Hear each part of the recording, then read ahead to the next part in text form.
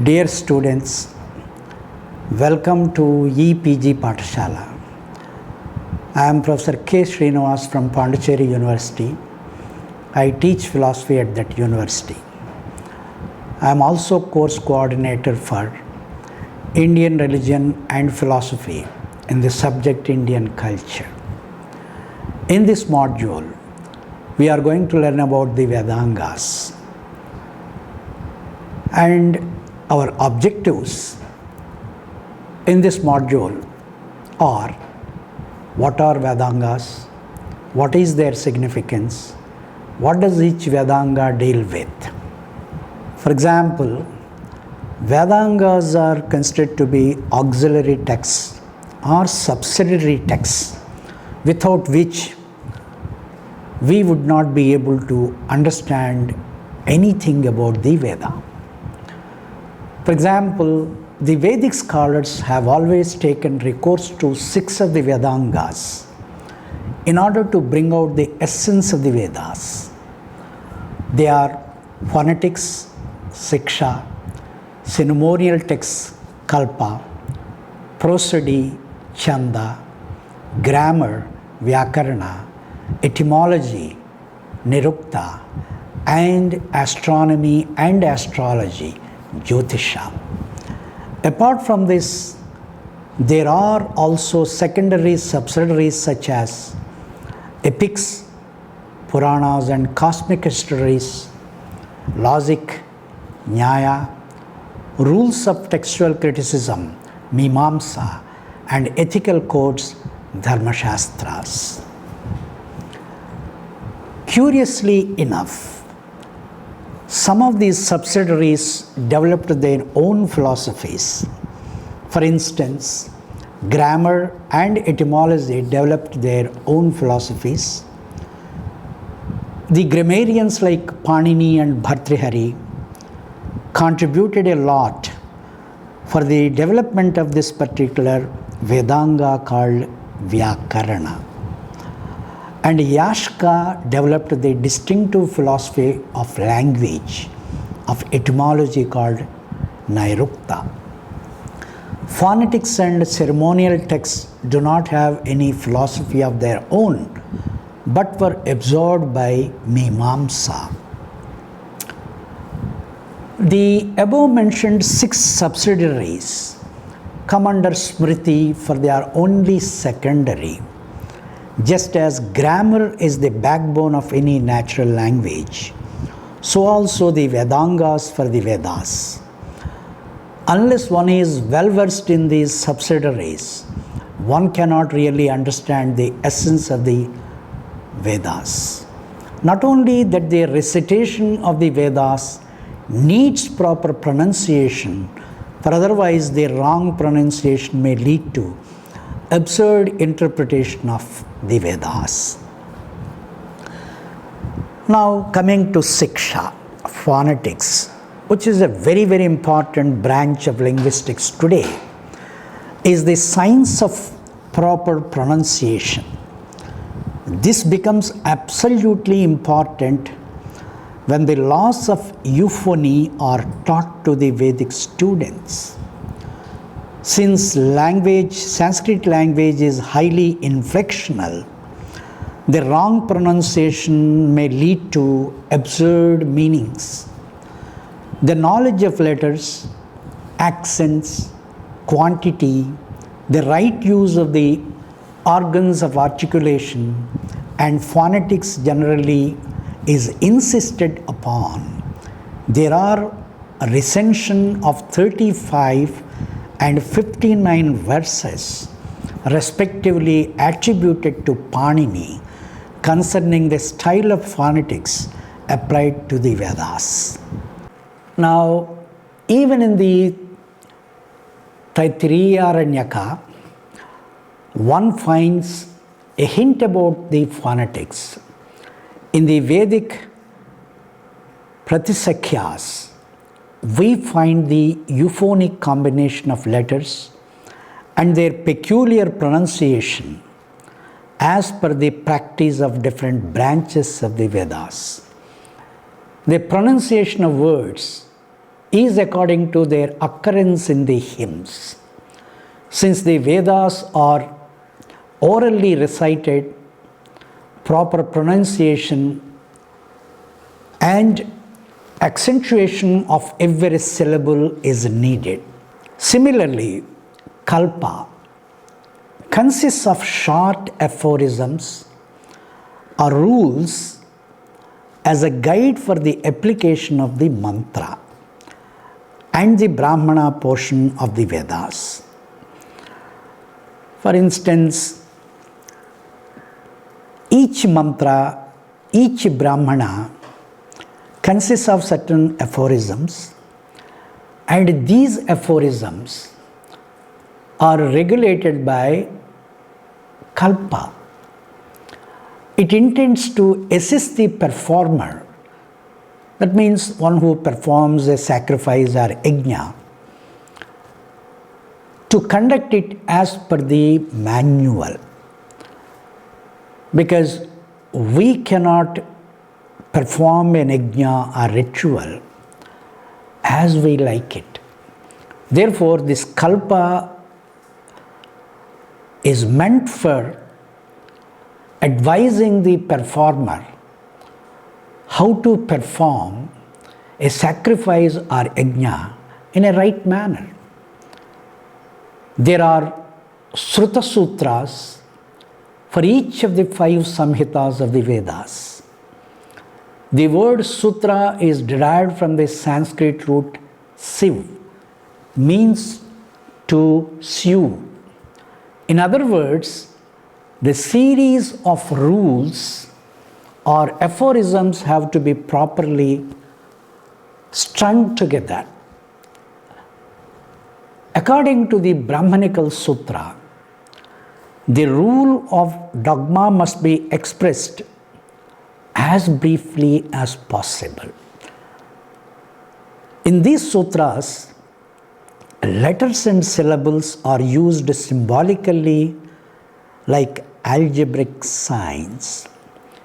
They need to be expanded, and at times there is a need to brief them so that the essence of their meaning is revealed in a proper manner.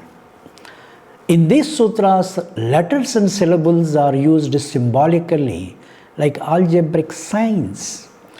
This is for the sake of brevity and convenience.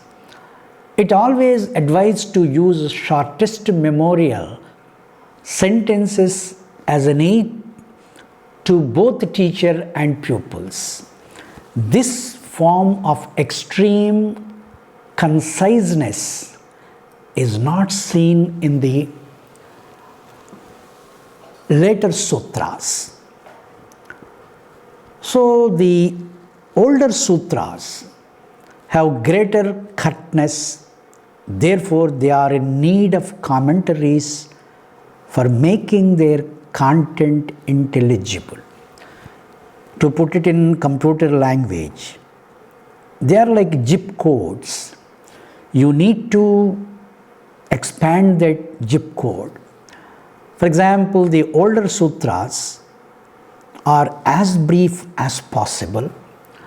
In order to extract the content of these sutras, there is a need for commentaries.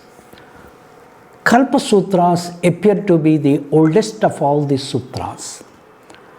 Katyayana's Sruta Sutras come after that.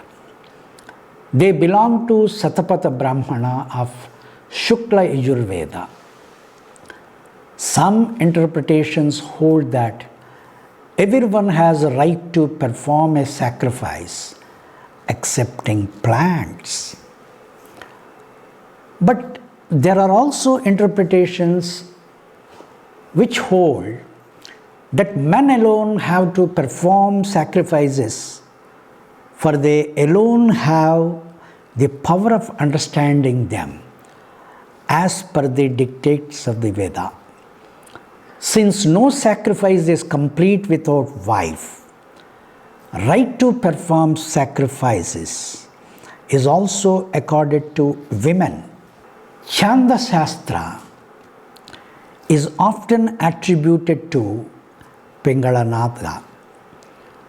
Prosody may be as old as 2nd century BC. Like any other field in Sanskrit, prosody has scope for endless investigation. It is a study in itself. The knowledge of meter of every hymn of the Veda is treated to be essential for proper use and recitation of the mantras. This is the reason why Sayana, in his introduction to the first hymn of the Rig Veda, held that one who does not know the name of the Rishi to whom a hymn was revealed, the meter with which it was written, the deity to whom it was addressed, and its right application is the worst of all sinners. It amounts to saying that when one is using a particular hymn, he or she should know this background according to Sayana, without which one is not authorized to use this hymn. Also, it is observed that one who does not follow the meter, chanda, according to the Brahmanas, for any hymn is called mantra kantaka or mantra tharn. In the Purusha Sukta of the Rig Veda, it is mentioned that meters are originated from Purusha himself. That means these meters have divine origin. They are not the creations of human beings. From the universal sacrifice originated the Rig, Saman verses, the meters and the Yajus. The Taittiriya Samhita described the creation of the various meters by Prajapati. Even Manu insisted that the recitation of any hymn in the Veda must be in accordance with the prescribed meter. Panini in his grammar addressed the Veda as Chandas. The reason is very simple, because when the Vedic recital goes, the recital is done in a particular metrical structure.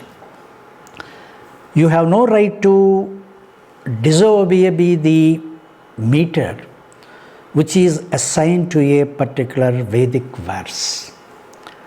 See, the metrical structure of the hymns was given so much importance, for it attaches some mystical efficacy to the hymns. If they are not properly pronounced with proper meters, they lose their mystical powers. For instance, you take the Gayatri mantra. It is held with utmost veneration as a sacred text of the Rig Veda. It has a special meter.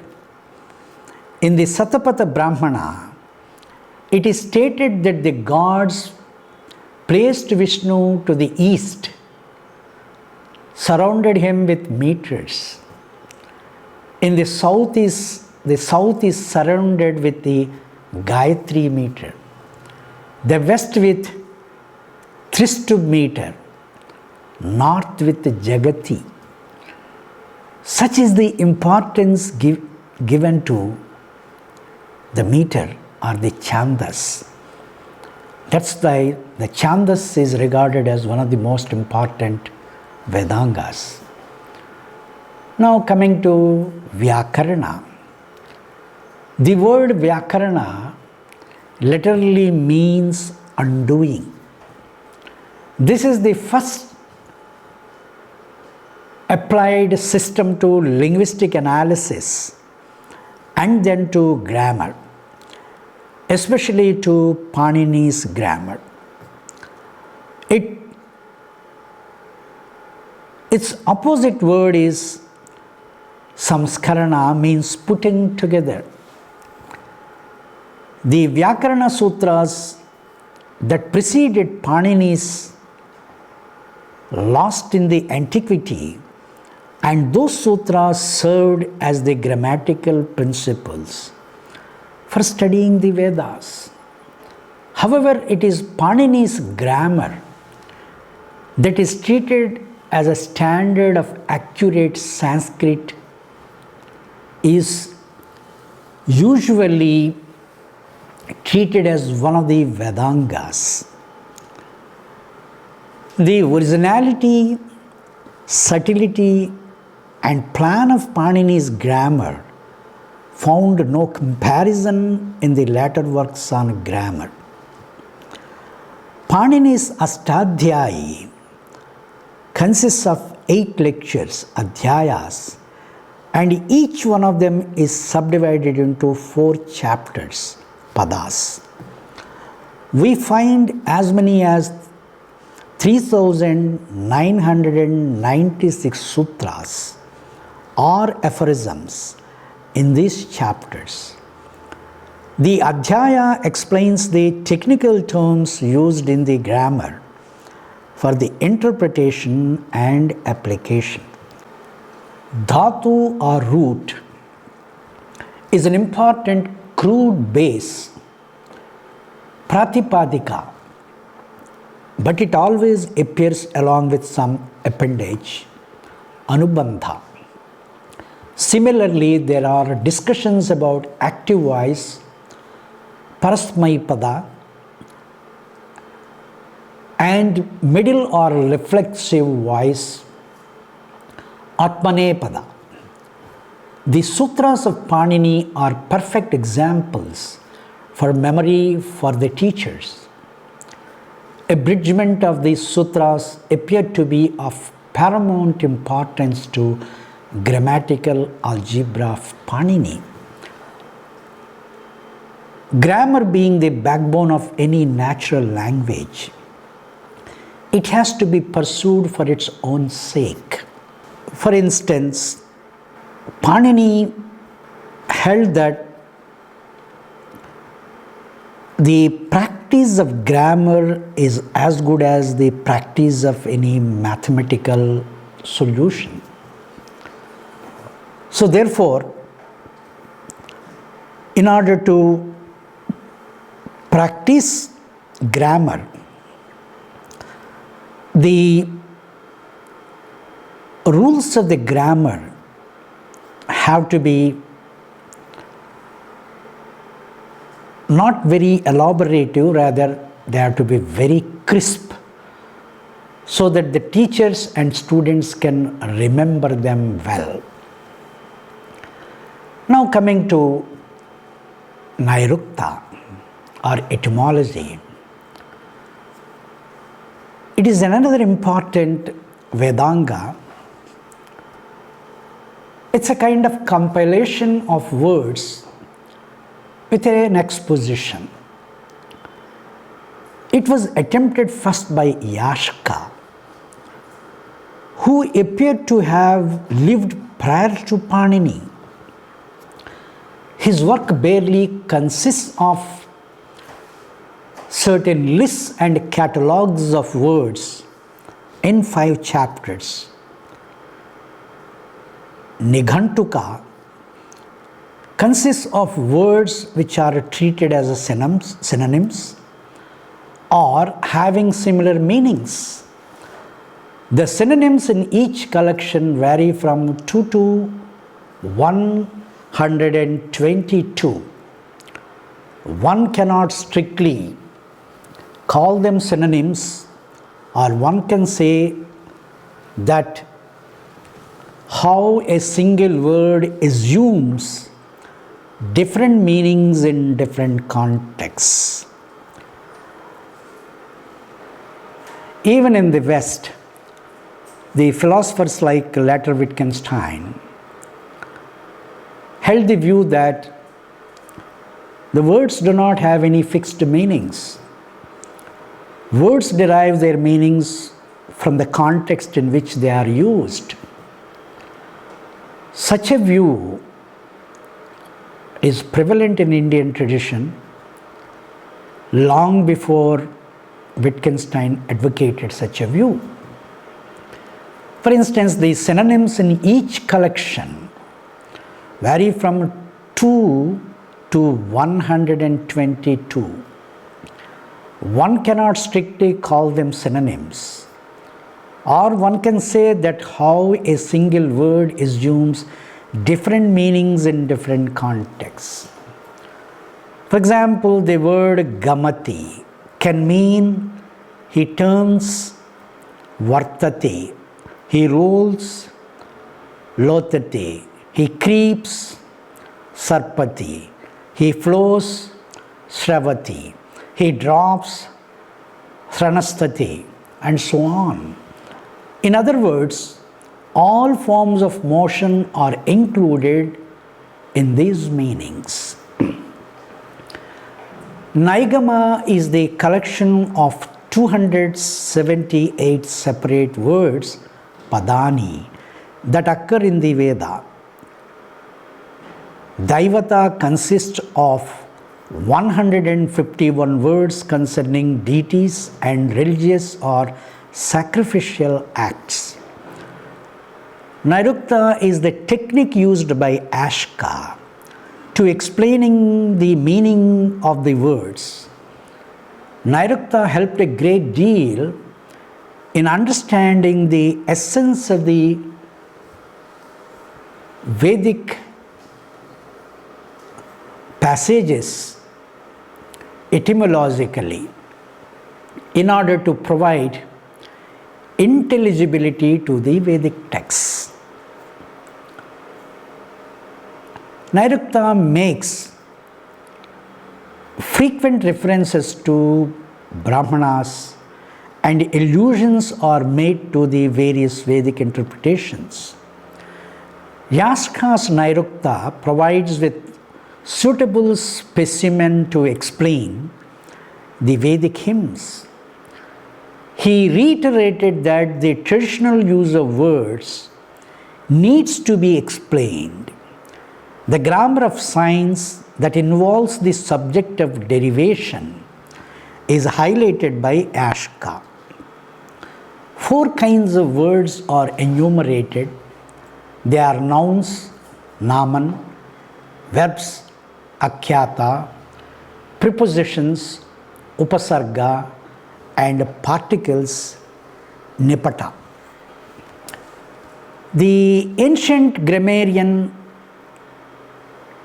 Sakatayana held that nouns are derived from verbs, and etymologists accepted such a theory. But some grammarians like Gargya argued that all nouns are not derived from verbs. If it were so, whatever performs the same action must have same name. For instance, the word ashva, a horse, is derived from the root as, which means passes through. Then everyone who passes through a way must be called ashva. But that is not the case. Therefore, this particular thesis has not been approved by many of the grammarians. Now coming to Jyotisha Vedanga, it is also known as astronomical or astrological calendar. In the Indian context, there was not much difference between astronomy and astrology. Rather, astrology is a science derived from astronomy. Therefore, they always go together. The entire calendar consists of 36 verses, written almost in modern style. Majority of the scholars cannot assign the date for it beyond 300 BC. Some even hold that there is no authoritative or genuine sutra found even today. The most important function of Jyotisha Vedanga is to find an appropriate auspicious occasion, day or season to perform sacrifices or yajna. However, brief is this treatise, it deserved a lot of attention, for it contains most ancient astronomical ideas.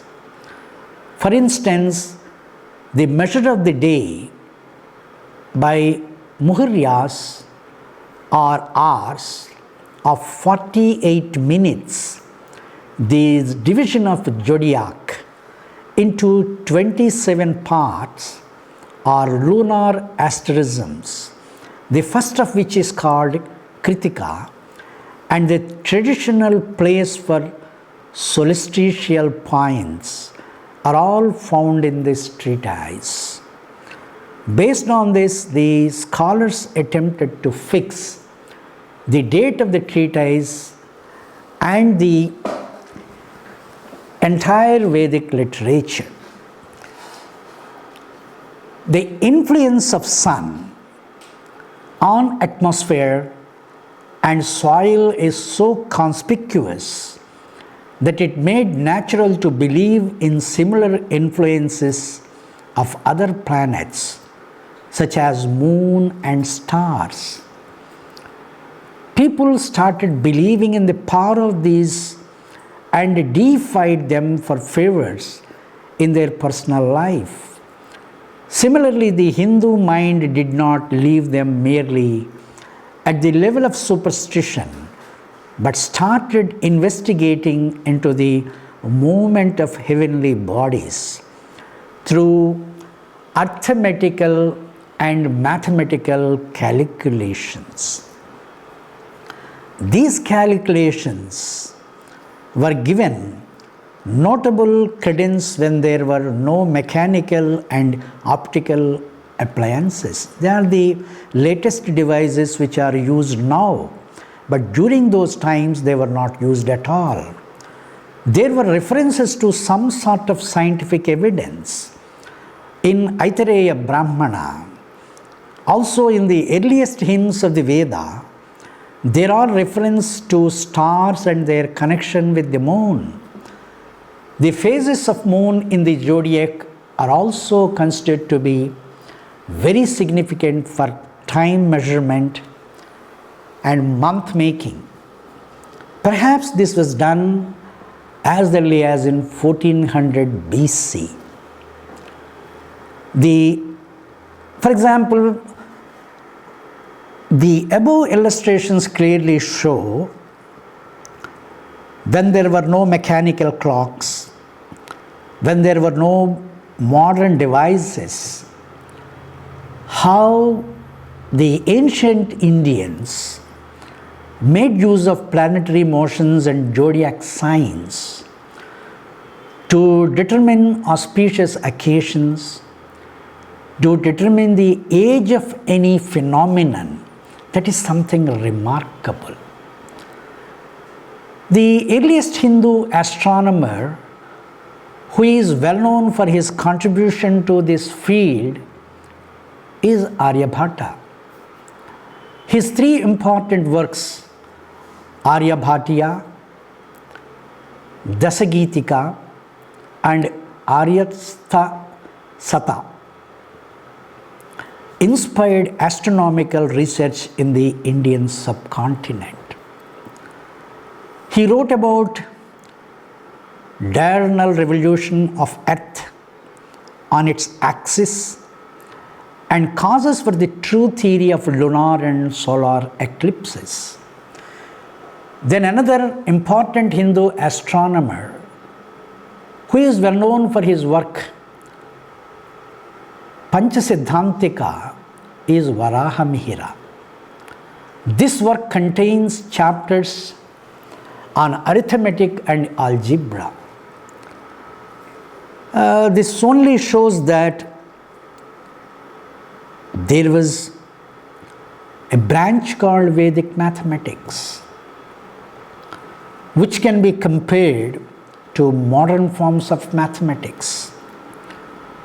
That is the remarkable achievement on the part of the ancient Indian astronomers, who are also considered to be mathematical geniuses. Now, Varahamihira wrote about diurnal revolution of Earth on its axis.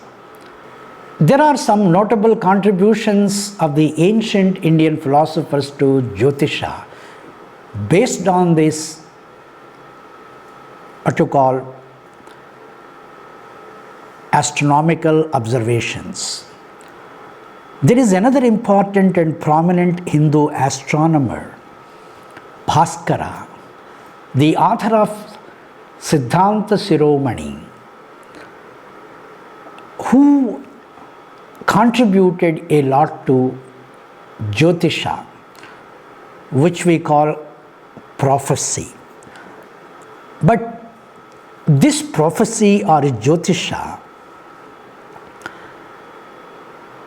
is not something imaginary, but it is a kind of a science.